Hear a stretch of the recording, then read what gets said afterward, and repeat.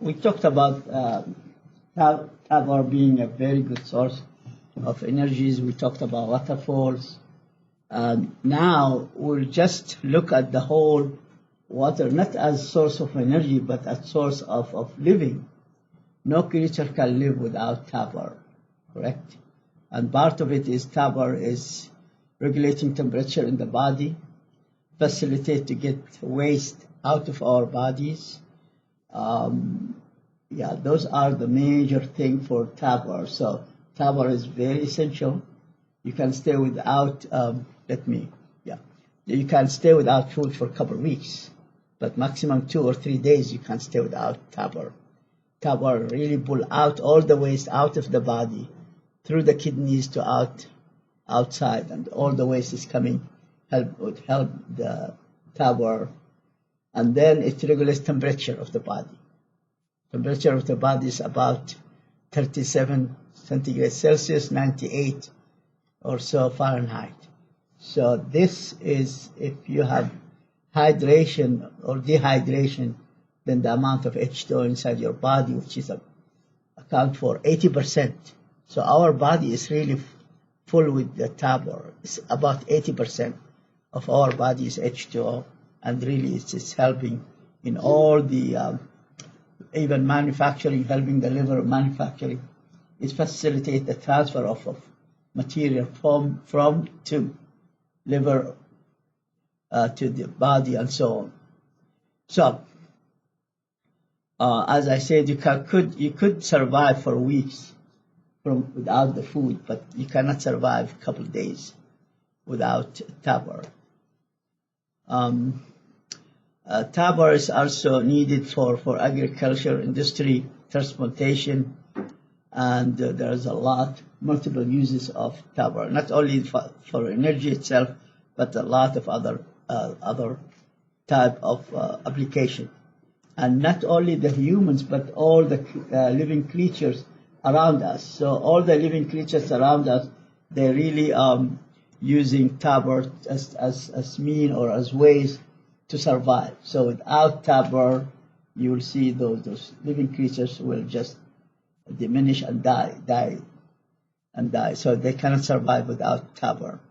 So the hydrologic cycle is always redistributing power. So what means a hydrologic cycle? So you will see that cycle, we say most of as you will see later on this chapter here, most of our power is coming from ocean. It's about 98% of H2O found on this planet is from ocean. Maybe less than 1% or 2% is just found inside the atmosphere and inside the soil, deep inside the ground, inside the soil, inside the ground. So, and this cycle here, so you evaporate this power from the ocean, leaving the salt inside the ocean. The salts, magnesium and calcium, they cause this salinity for the ocean. They remain there, but you are evaporating or boiling H2O with the sun, goes up to the air, and it will be gathered as cloud, and the wind come and redistributed all over the planet. So from one place to other place. So when the wind is moving with this cloud all over the places on our globe, that will help redistribute the power. So it will go back into the earth as what? As rainfall. Some of the rainfall will go through the ground, will be kept in the ground, correct? Preserved there for further use. You can make some wells to get it out. Some of it just will run out back to the ocean. So this is a cycle coming from the ocean, and part of it will be kept inside the ground for a while until you use it by digging some wells, and some of it goes back to the ocean, believe it or not, because when too much of rain, the flood, the rivers and the ponds will be flooded. When they flood, where's the power will go by flood? It ends up going to the ocean, and the cycle closes itself. So this is called hydrologic cycle, correct? So it's really distributing itself. So it's not staying in one place. And the wind is not saying here in the slides, the wind is helping in this. The redistribution of those clouds is done by the wind. The clouds not moving by themselves because the density of H2O now is just getting together, thicker, not just liquid, but thicker. So it has to be moved by the wind. Here you can see the areas. The blue areas, they have really a lot of rainfall there, the blue ones. And the beige and the other color here, yellowish beige and the beige color. So those are the areas where really it's a lot of least rainfall and some drought too. So you will see areas are drought. So you'll see the upper part of Africa is really a drought areas. Australia is large, considered as large deserts, really. Australia is considered as large desert. It's not that much rainfall. North Africa and the Middle East and the southern upper part of India and China, this drought area. So you can see rainfall is the least. This is just a map in general. Now, is this changing? Yeah, that's a general trend. This is changing because the climate is not 100% per se, it's constant. There's too many factors are affecting the climate per day, as we say, per day. So, and here just give you the idea, about 98% of our tap are coming from the ocean. So the ocean really holds, or oceans hold 98% of the tap water. Salty, yes, but that does not mean that we can use it. We can just, it will evaporate it. And they tell you then the distribution of this fresh tap water about 2%. And you can see all this one here goes to the ground, evaporated back, or running back to the ocean,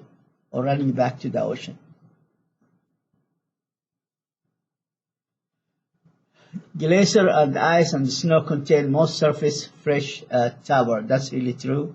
And you can see that about 2% of our fresh water is 90% of this 2% tied up to snow, to ice caps, to glaciers. So that's very important. So this is very important. And that's one of the major problems because global warming is taking most of the ice, especially in North Pole and South Pole. Most of the ice is disappearing. By 100 or 200 years, there will be maybe no more North Pole or South Pole. Maybe 200, 300 years from now, we'll not have this North or South Pole because most of the ice will be molten, will be just dumped into the oceans. And you will see a lot of flooding, and you see a lot of islands disappearing, and maybe cities near the oceans will be disappearing as well. Climate change. Here, just whatever I said to you, that this global warming is affecting the amount of ice and the snow available to us. Climate change is shrinking glacier and snow fields. That's what climate change means. What this greenhouse effect, which is green gases effect, which is global warming. The CO2 is really absorbing the heat. It's not allowing the heat to get out into the atmosphere and into the universe. It's really, we're stuck with CO2 being a very good absorber for the heat, and it does not allow the heat to get out, and therefore the heat remains on the lower atmosphere, and then it's really causing this to North Pole and the South Pole snow or ice to be molten. A small process, not very fast, but You give it a couple hundred years, those are North Pole, South Pole will disappear. Correct? It's a matter of time. It's a very slow process, that's true, but matter of time, you'll see those are, not in our time, but a couple hundred years from now, there will be no North Pole anymore, no South Pole anymore. Unless we go for the clean way to get CO2 as a barrier or as a heat absorber, get it out, and less usage will be less. I mean, we are utilizing less CO2. Then that might take longer time to melt those snow and ice from North and South Pole. Originating as precipitation that percolates into layers of soil and rock, the ground tabor makes up to largest compartment of liquid fresh tabor. That's whatever is coming from the rainfalls and seep into the soil, into the ground, and is kept and be utilized whenever you are digging some tabor wells. You can use this fresh tabor. For ground tabor, within 1 kilometer of surface is more than 100 times volume of all freshwater lakes, rivers, and reservoir combined. So you'll see the amount of the ground tabor is a lot of it is. If you have 1 kilometer of surface there, you will see a lot of tabor compared to the fresh tabor coming from the lakes, rivers, and reservoirs, because it seeps through the soil and is remaining there, and nobody's the usage is limited, so therefore its amount will be larger. Rivers and lakes, they are unbound, their tabor is heavily used. Correct. Somebody will know how we use this, for example, ponds, lakes, when we can use it for. There is no nuclear plant, no nuclear, believe it or not, and no electrical power plant does not have a pond near it. Did you see that? Why? Because they use the tabor from the ponds or the lake as a coolant. They dump it, they suck it with the pumps, cold, and then bring it back. So you'll see those ponds and lakes, they have no living creature, no fish, no nothing. Just they stand by a coolant there as a lake. There might be some type of plants, grass, or some type tabor weeds. They can live with these hotter temperatures, but fish will not survive on those temperatures coming. So the nuclear reaction, they use those big towers. You can see anytime you can drive through here when you go to Milledgeville, they have a military school there, correct? We had in the past going to Milledgeville for meetings, conferences. You can go through, and then Georgia Power has a nuclear power over there. So if you pass with your car, you can recognize, even they don't tell you that's nuclear, but the way that the tabor tower, huge in the sky, so you can tell that's a nuclear power. Now, from where is you get this reservoir from this tabor there? They dump it cold, cool the reactor, and then go back to a lake there, and ponds, huge ponds, or almost lake, and then bring it hot inside this lake or these ponds, and then dump it again when it's cooled down. They don't cool it by any means. Just naturally, it will cool down. When you dump tabor for a couple hours, it will cool down, and it will be recycled or reused. Here is just the idea. You don't have to memorize this, but you can see the areas where the accumulation of our. This is the accumulation of our. Oops, sorry. This is the water table. That's all the accumulation of H2O, and you can see the air pocket See, those are air pockets here, correct? It's like venting. So because if it's seeping through and there's no air pockets, what will happen? You'll fracture the soil, correct? Because this tabor will go in, will flow with a lot of pressure. It's a lot of pressure there going through, seeping through the soil. So you need something somehow to maintain the pressure so the soil will be not fractured, not broken in small pieces.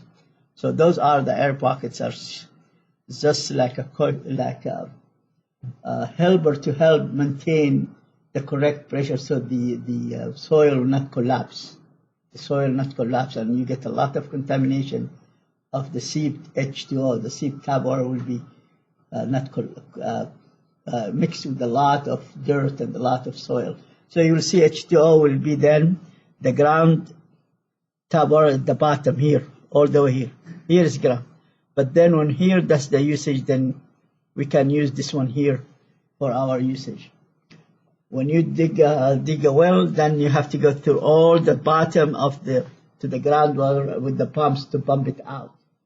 As you can see, some of it will run out to the atmosphere, some of them to run off to the oceans, back to the ocean. This is a cycle. Back to the ocean, then rain will come back down because part of it is evaporate of the heat, but goes back as a rain. Some of them will run out to the ocean, and the majority will go and seep through the soil with the air pocket. Air pocket is very crucial. Otherwise, the pressure will be too much from the tabor, and then it will fracture, break the soil in pieces, and this will contaminate the fresh tabor. Correct. So as you can see, this is some of the plants even giving. Whenever there's raining, they keep some of their rain droplets on their leaves, and then when it starts warming up, the H2O will evaporate here. That's coming from the plants, but that's very few. It's not that much. But you can see the majority going down and going back to the ocean. That's the two big sources of the cycle. Majority will go seep through the air pocket, helping them maintain the pressure, and the left will just run off to back to the rivers, ponds, and to the ocean at the end. Okay, guys. So you don't have to memorize this, but at least you get the idea how the whole thing is functioning. It's a cycle. Back from the ocean will evaporate as rain, coming back again, and so it's like a cycle.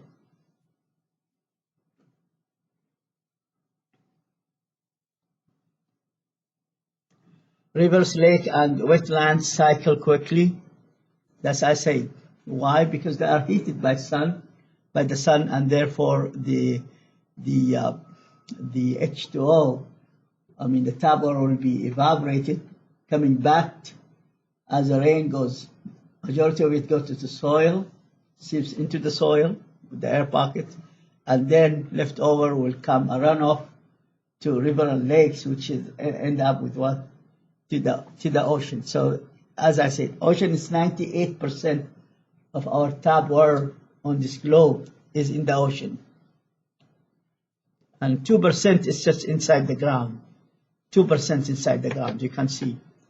If we deplete the 2%, we'll be in big trouble because the way those ground tabor fill, very slow process. The seeping of tabor through the soil is a very slow process. It's not like you have snow, or you have snow is melting or ice melting or rainfall is coming. But seeping through the soil with air pockets is a very slow process. Cannot be very fast. It can't be. If it's very fast, you'll fracture the soil. You'll fracture the rocks. The pressure of H2O enough to fracture even rocks. Not only the small tiny soil or gravel or something. Even rocks will be fractured. So therefore, it is very slow process seeping through to the ground.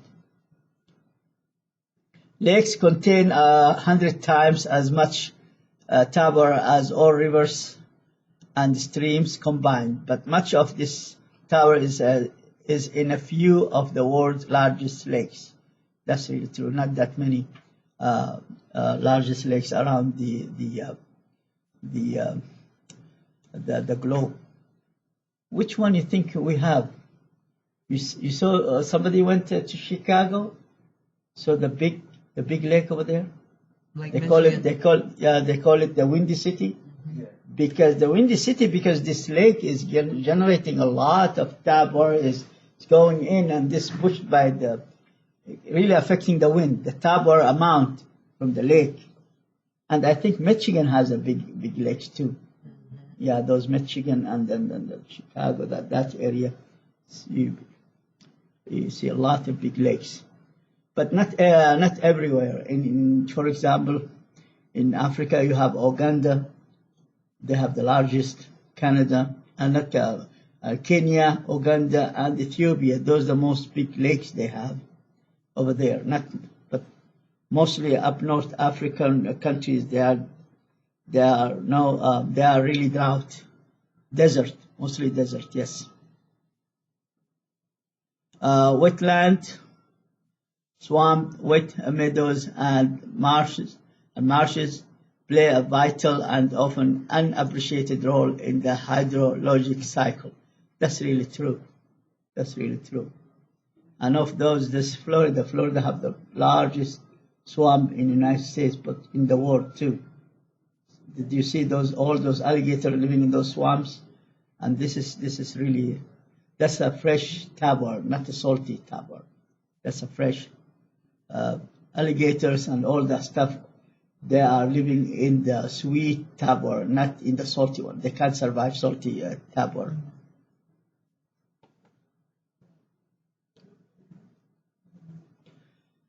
Atmosphere is one of the smallest compartments. Yes, because it's the H2O is not remaining there. Clouds are moving with the wind all over the globe.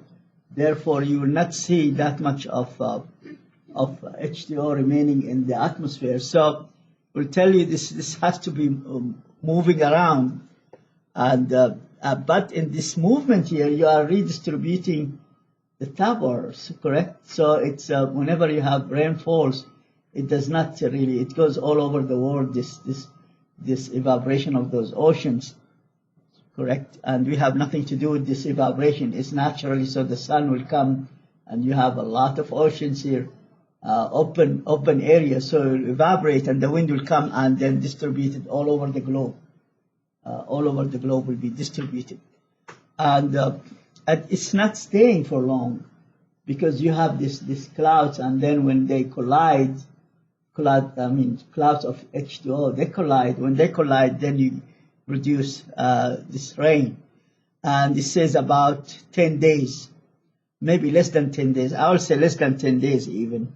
In average, so those clouds is not really staying. The tabor clouds is not staying 10 days, maybe less than 10 days, as in the slides, less than 10 days, and then they will come down as rain, and they will go to the ground, and then they run back to the rivers, bounce back to the ocean. So it's really, we are not losing tabor, but we are recycling through the hydrologic cycle. It goes ocean back to the ground, from the ground back to rivers, bounce, and back to the ocean. Some tabor evaporates and falls within hours. That's happened. Some tabor, as I said, 10 days, that's a max, but less than 10 days. Some of it, even as soon as it evaporates, it's going down, depending on the climate pressure, the climate moisture, all the other factors are affecting, and the wind affecting this movement of the tabor clouds. Tabor can also travel halfway around the world before it falls, replenishing streams and aquifers on land. So that's, as I said, it's moving around. The wind is moving it around from one place to one place, correct? From one place to one place. So, and if it stops it's not going to the same place, so that place will be just lacking tabor, and there will be a drought there. How much TABOR we do use? Well, we use a lot of TABOR, especially in the industry. Nuclear reactors or nuclear power cannot survive without TABOR. I'm telling you up front, you cannot, because you need this one here for cooling. In the cooling system, you need a TABOR. It's cheap, it's not toxic, and it's not interfering with any nuclear reaction or so. So, how much we use? Well, it depends on the industry we are dealing with, but we need, I would say, a lot of it. But for human use, it's not that much. But for the industry and technologies, we use a lot of it. So the same thing with the electrical power plants.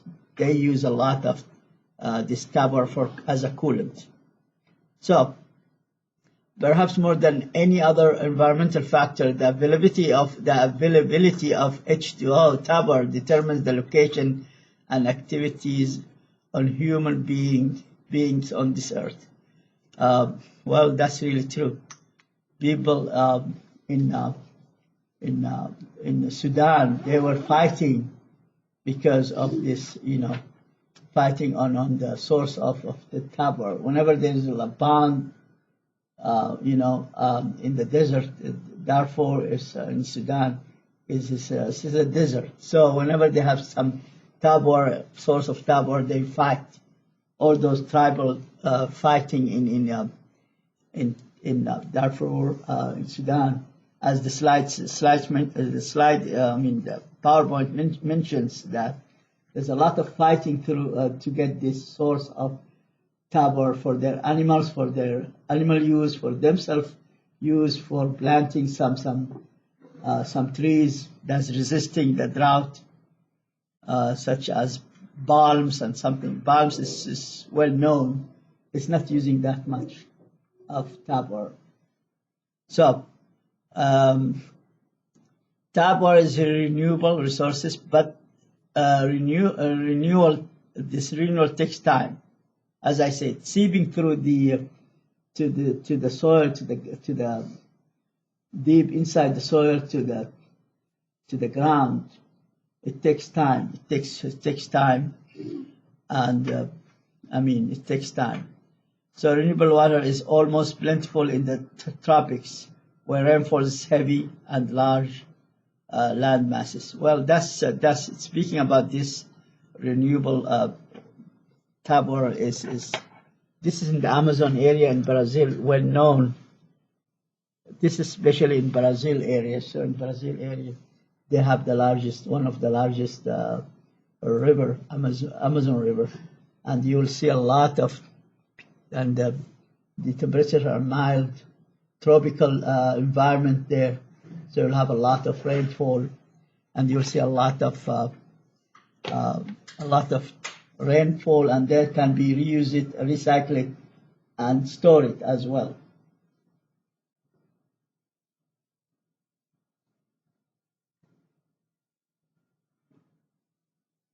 Okay, so here it is.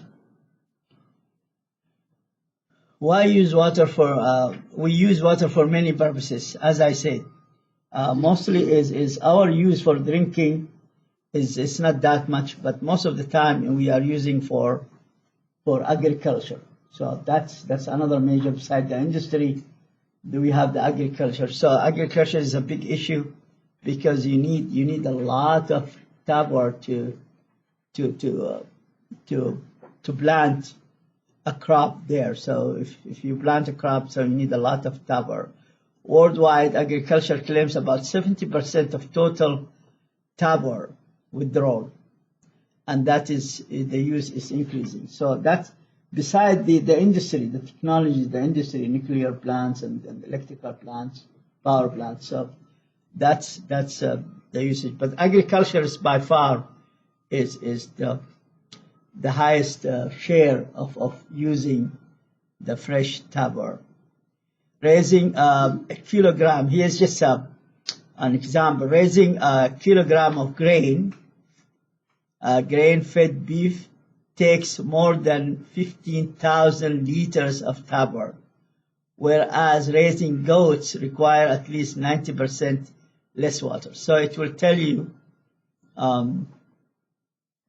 it tells you this you can see the difference between some of the food. You can see that raising animals sometimes will cost you less power than you use it in agriculture, and that's really true.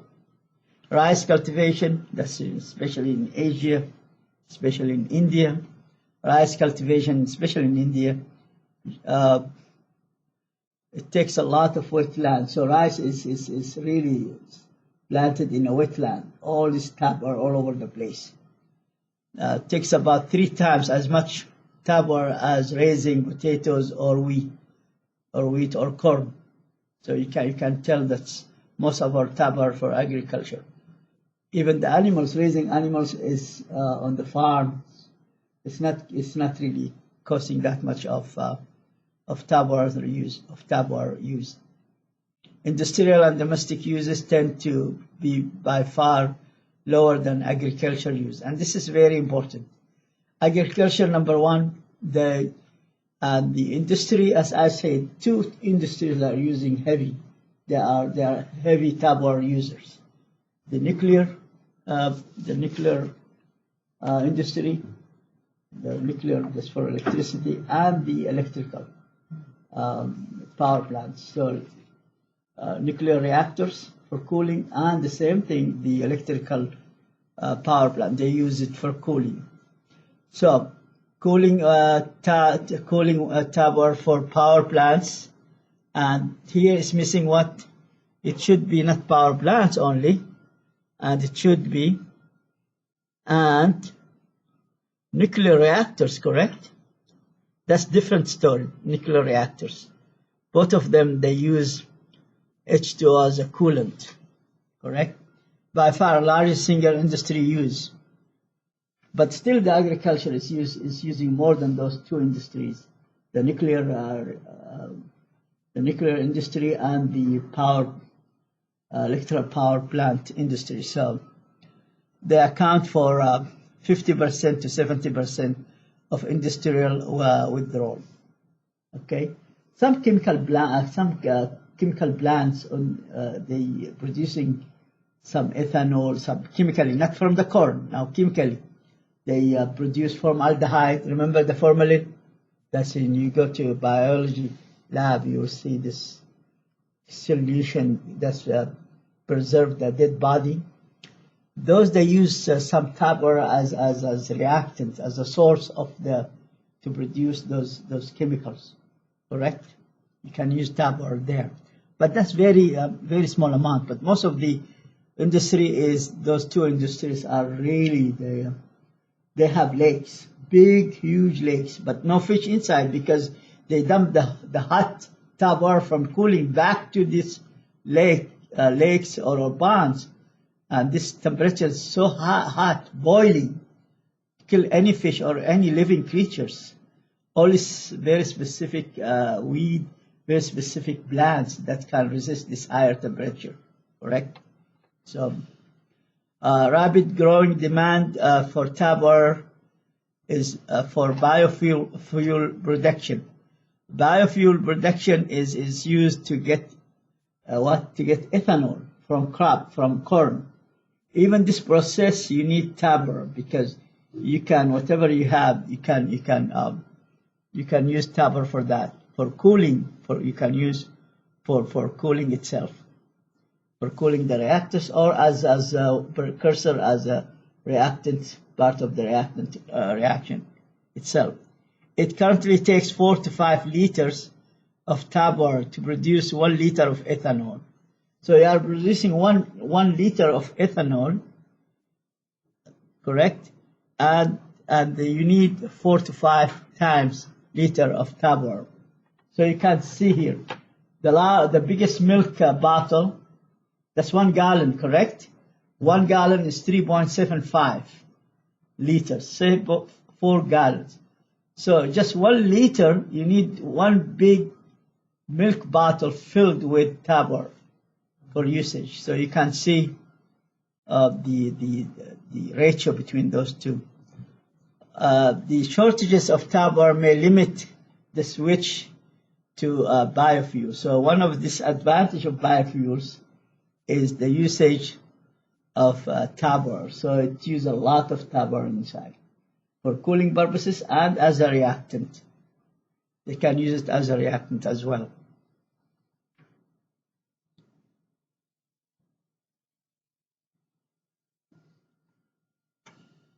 Domestic tabor use accounts for all domestic use of tabor accounts only for 6% of the world tabor use. Correct? That's for home cooking. Correct? Cleaning, dishes, drinking, washing. All this just in the household, this just small tiny amount compared with the agriculture, which run above 70% or 75%. And the leftover is the industry from nuclear industry and the electrical power generating plant industry. The amount of usage of tabor is depending on the household number. So if you have a large family or two families living in one house, you can see the usage of the fresh tabor is very high compared with the person, him or person with his spouse. There are two people, so their consumption of the tabor is less. And that's reflected in your bill, correct? That's reflected in your bill. I have a friend, he's living with a large family with his uncle, whatever, and aunties and all stuff. It's running about $300-400 for a tabor bill. So that's depend on the number of the household too. So United Nations reports that people in developed countries consume on average 10 times more tabor daily than those in developing nations. Well, because of the developed countries, they have a lot of technologies to store, to save, and to recycle this tabor. They can use more of it.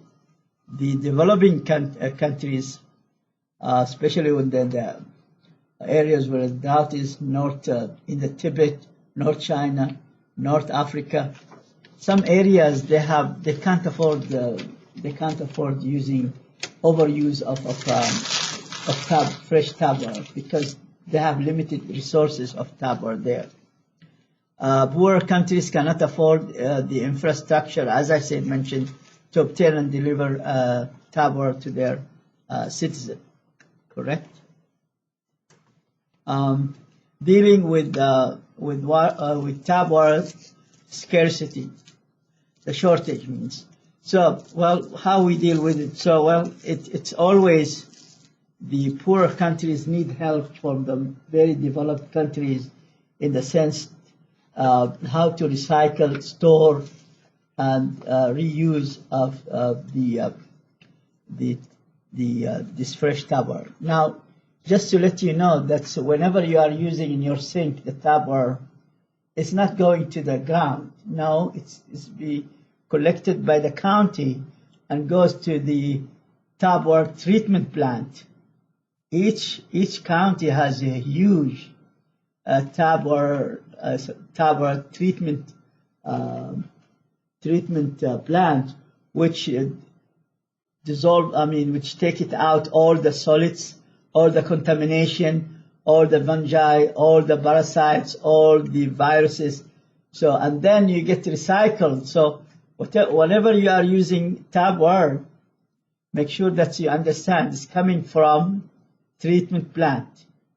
And we were challenged one time in the lab, is the tabor you are drinking from a bottle is healthier than the one you get from the DeKalb County?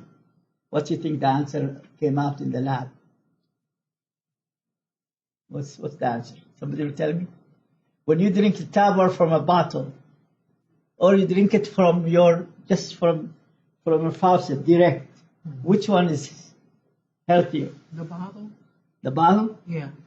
See, that's the problem we found in the lab. They are identical, no difference. The only thing is the perception of the people. They think from the bottle is cleaner, purer, and much better. No, that's not true. That's not true. They are identical. When you do the all analysis on them, there's no difference. So we just wasting our money buying bottles. Correct. Just the perception in the bottle looks good, looks clean, looks much more, the purity is very high, but that's a perception. But when you do a real analysis in the lab, you will not see any difference between those, the analysis of electrolytes, contamination, anything. You'll see they are identical, but the perception. So, and then I was laughing to my students. I tell my students in the lab, how about I buy from a company empty bottles, fill them and sell them. You make a business out of it. It's just from the county. It's certified tapper from the county. Sell it. It's the same thing, but the perception, the people will take it from me because it's in the bottle. Looks clean. That's more sanitary. Yes, it looks clean, but in the sense there is no difference. When you take it in the lab and make analysis, there is no difference. We did that, and the students were then really satisfied with the answer. There is no difference. Correct? There is no difference. A third of world's current population lives in the countries where tap water supplies don't meet everyone's minimum essential tap water needs. That's North China, in Tibet. That's North Africa. And, if you look here, without the help of California or the river, Colorado River, we have the state is mostly desert. Which state near California is almost desert? Which one? Las Vegas. Las Vegas is city, Nevada. but Nevada. Without help of the river of Colorado River is really helping 7 or 8 states to get their tap water from the Colorado gets naturally from the snow, and then when it melts, it goes to a river called Colorado River, and it's giving Arizona, California, Nevada, Utah, about 7 or 8 states. You can Google that. And if Nevada does not get any help, Nevada is the same like North Africa, like Tibet, like any area. They will have difficulty to survive there because the whole area is really desert. I'll stop there 2 minutes, and then we'll come back Wednesday to finish this chapter. Okay, guys? Okay, good. Thank you.